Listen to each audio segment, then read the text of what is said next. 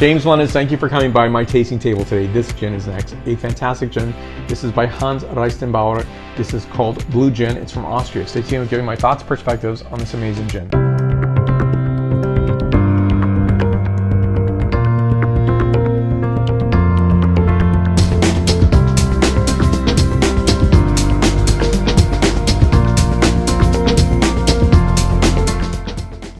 So at the tasting table is this gin here, and definitely do yourself a favor. If you buy a nice gin, be sure to enjoy it on its own to really understand the gin itself. And most people are not going to suddenly become just enjoying maybe a bit of gin before they start maybe a meal or an after meal experience.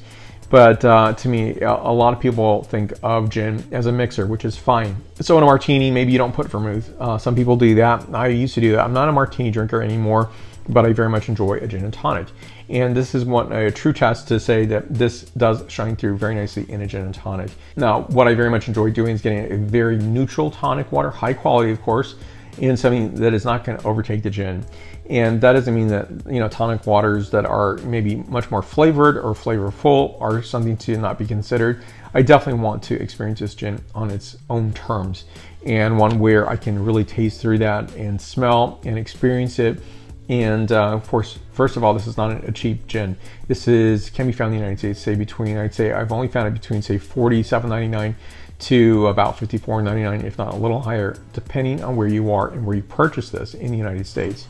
So this is one where, first of all, let me show you the package. I think it's a nice sophisticated package. So a nice cylinder packaging. I love the blue here. It's very evocative. The striation on the packaging, I think, is well done. And so this is coming from Augsburg, Austria. So we think of Monkey 47, 47. So that's one gin that we often think collectively about when we think of Central European gins. And this is one where I think it's really a lovely expression, and one where it is not foreign in terms of really getting away from this path of this very distinctive, gorgeous gin. I want a fall expression or autumnal expression on my gins because I think that's a nice way of experiencing this, and I think it's one way that I recall evocative characterization, and that's certainly this gin here. Now this is a 43% ABV gin. It's triple distilled from estate-grown Mulan wheat with 27 botanicals.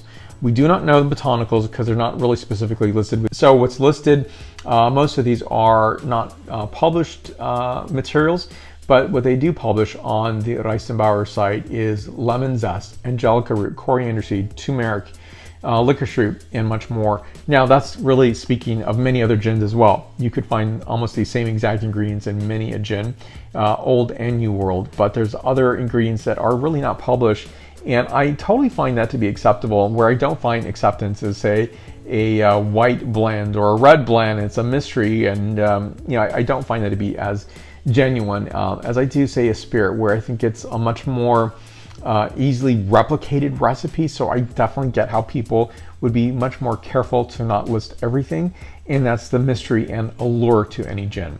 Now this is going to contain, I think, some really evocative notes, and one word, just a little bit more in this glass. Now I'm using a sparkling wine glass because I think it's a nice way of smelling the spirit and appreciating it. So if you get a fine spirit like this, this is a $47 spirit, at least here in San Francisco. You're going to find it varying across the United States. Not available in all states in the United States, but I did find this on online retailers for states that do receive spirits from other states in the US. So on this, a nose of forest floor, dried leaves, green and orange citrus zest, white floral notes, as well as mineral. But the mineral notation I'm getting specifically is champagne cave, which is compacted seashells, as well as white pepper, cardamom, saffron. It's a nice elongated and very, very not overly spiced gin, but one that has a very optimized and balanced characterization that just really is so pleasant, and even goes past pleasant to the point of elegance. And next is the palate characterization.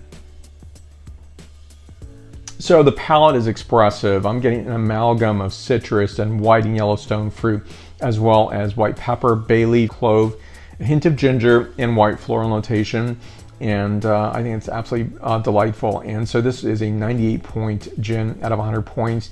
It is fantastically beautiful, elegant, and one where, yes, you can mix with this, but in a certain manner, it's nice to enjoy on its own as well. Thank you for watching. More gin reviews. I'll put my playlist of gins right up here, gin reviews, and take a look at that. Now, please give a like, subscribe to this channel, and stay tuned for more reviews to come. I do appreciate it. I will see you very soon. Prost.